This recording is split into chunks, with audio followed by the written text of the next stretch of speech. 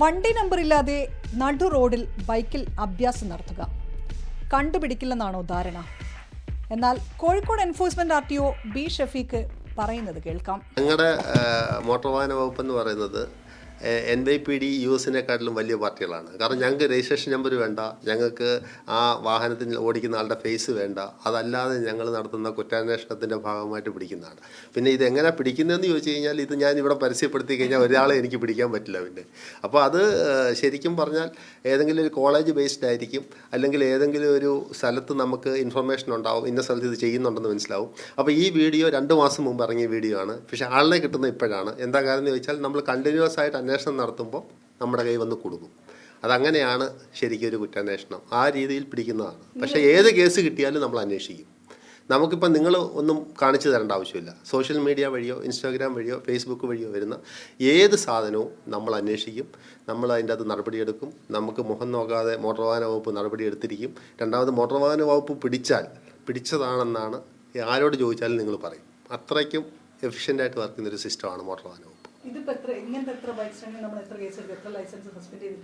ഞാൻ വന്നതിന് ശേഷം ഏകദേശം ഒരു 10-15 ലൈസൻസോളം ഞാൻ ഈ കേസിൽ ഇങ്ങനെ ഡേഞ്ചറസ് ആയിട്ട് ഓടിക്കുകയും ബൈക്ക് സ്റ്റണ്ടിങ് നടത്തുകയും രജിസ്ട്രേഷൻ നമ്പർ ബോർഡ് മറച്ചു വയ്ക്കുകയും സൈലൻസറുമായിട്ട് ഈ കുട്ടികൾ തിരിച്ചിരുന്ന് വണ്ടിക്കകത്തിരുന്ന് യാത്ര ചെയ്യുന്നതും ഡോറിൻ്റെ പുറത്ത് കയറിയിരുന്ന് യാത്ര ചെയ്യുന്നതും ഒക്കെ നമ്മൾ അത്യാവശ്യം എൻ്റെ ഒരു ഓർമ്മയിൽ വെച്ച് നോക്കുകയാണെങ്കിൽ ഒരു 15 ലൈസൻസോളം ഞാൻ സസ്പെൻഡ് ചെയ്തിട്ടുണ്ട്. ഇതെല്ലാം ചെറിയ പ്രായത്തിലുള്ള കുട്ടികളാണ് ചെയ്യുന്നത്. അവർ ഈ കൂടുതലും മൊബൈൽ ഫോണിലുണ്ടാകുന്ന വീഡിയോ ഗെയിമിൻ്റെ അഡിക്റ്റുകളാണ്. ഗെയിം ഫോളോ ചെയ്ത് കോപ്പി ചെയ്യാൻ ശ്രമിക്കുന്നത്. അപ്പോൾ അങ്ങനെ വരുമ്പം അതിൻ്റെ വരും വരായികളെക്കുറിച്ച് അവർക്കറിയില്ല. നമ്മൾ അവരെ പറഞ്ഞ് മനസ്സിലാക്കി അവരുടെ ഫാദറിനെയും മദറിനെയൊക്കെ വിളിച്ചുകൊണ്ട് വന്ന് നമ്മൾ അവരെ നല്ല രീതിയിലേക്ക് മാറ്റാനുള്ള ശ്രമത്തിൻ്റെ ഭാഗമാണ്. അല്ലാതെ അവരെ ഫൈൻ ചെയ്തിട്ട് ലൈസൻസ് ചെയ്ത് അവരെ ഒഴിവാക്കുക എന്നുള്ളതല്ല, അവരെ മാനസിക പരിവർത്തനം വരുത്തുക എന്നുള്ളത് മാത്രമാണ്. പക്ഷേ എത്ര ചെയ്യാൻ പറ്റും അത്രയ്ക്കധികമായിപ്പോയി. അതാണ് ഈ പറയുന്ന പ്ലേ ഗെയിംസിൻ്റെ ഏറ്റവും വലിയൊരു ഭവിഷ്യത്ത്.